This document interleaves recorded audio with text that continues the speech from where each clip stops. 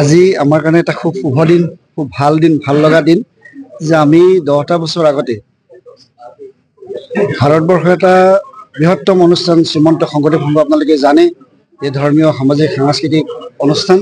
এই অনুষ্ঠানটোৱে আমি বহুত দিনৰ পৰা এটা সপোন দেখিছিলোঁ যে আমি শৈক্ষিক ক্ষেত্ৰখনত কিছু পৰিৱৰ্তন আনিবৰ কাৰণে বা মহাপুৰুষ এই শিক্ষা ক্ষেত্ৰৰ জৰিয়তে জগতগুৰু মহাপুৰুষ শংকৰদেৱৰ যি আদৰ্শ, মহাপুৰুষ শংকৰদেৱৰ যি দৰ্শন, মহাপুৰুষ শংকৰদেৱ গুৰুজনাৰ যি চিন্তা আৰু চেতনা, সমাজৰ উপকাৰী, সমাজ হিতৈষী যিটো চিন্তা চেতনা আছে, এই চিন্তা চেতনাখিনি সাধাৰণ মানুহৰ ওচৰলৈ লৈ যোৱাৰ কাৰণে বা বিশ্বৰ বিভিন্ন প্ৰান্তত মহাপুৰুষ শংকৰদেৱ গুৰুজনাৰ আদৰ্শখিনিক বিলাই দিবৰ কাৰণে আমি এখন বিশ্ববিদ্যালয়ৰ সপোন দেখিছিলোঁ।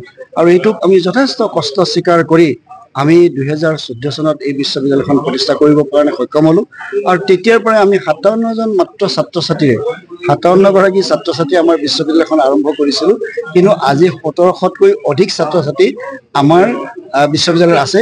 এইটোৱে সূচায় যে আচলতে আমাৰ বিশ্ববিদ্যালয়ে যি শিক্ষাদান কৰিছে, আমাৰ বিশ্ববিদ্যালয়খনে যেনেধৰণে কাম কৰি আছে, সেই ক্ষেত্ৰত আমাৰ জনসাধাৰণ বা ছাত্ৰ ছাত্ৰীসকল বিশেষকৈ উপকৃত হৈছে বুলি আমি ভাবিছোঁ যে আমাৰ ইয়াত জাতি ধৰ্ম ভাষা নিৰ্বিশেষে সকলোৱে ইয়াত এডমিশ্যন ল'বৰ কাৰণে ল'ব পাৰিছে। আৰু তেওঁলোকক আমি আমাৰ যিসকল শিক্ষাগুৰু আছে সেই সকলোকে আমি খুব গধুৰভাৱে বাছনি কৰিছোঁ। তেখেতসকলৰ আমি যাতে আমাৰ বিশ্ববিদ্যালয়খনে যাতে কাম কৰি আমাৰ বিশ্ববিদ্যালয়খনে যাতে সুনাম অৰ্জন কৰিব পাৰে, তেনেধৰণৰ শিক্ষাগুৰুসকলক আমি বাছনি কৰিছিলোঁ।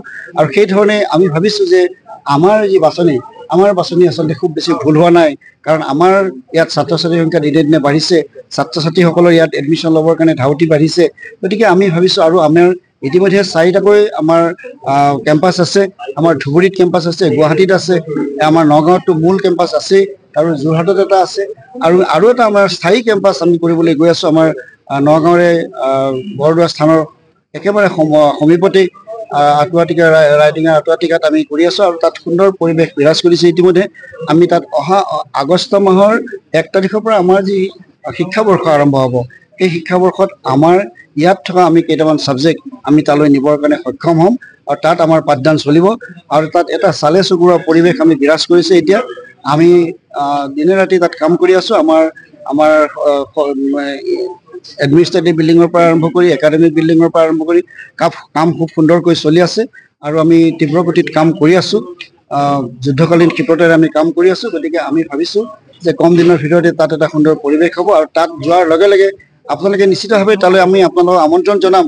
আপোনালোকে তালৈ গ'লে অনুমান কৰিব পাৰিব যে আচলতে সঁচা অৰ্থতে এটা শিক্ষাৰ পৰিৱেশ ক'ত থাকে, কেনেকুৱা ধৰণৰ হয়, সেই কথাটো আপোনালোকে অনুমান কৰিব পাৰিব।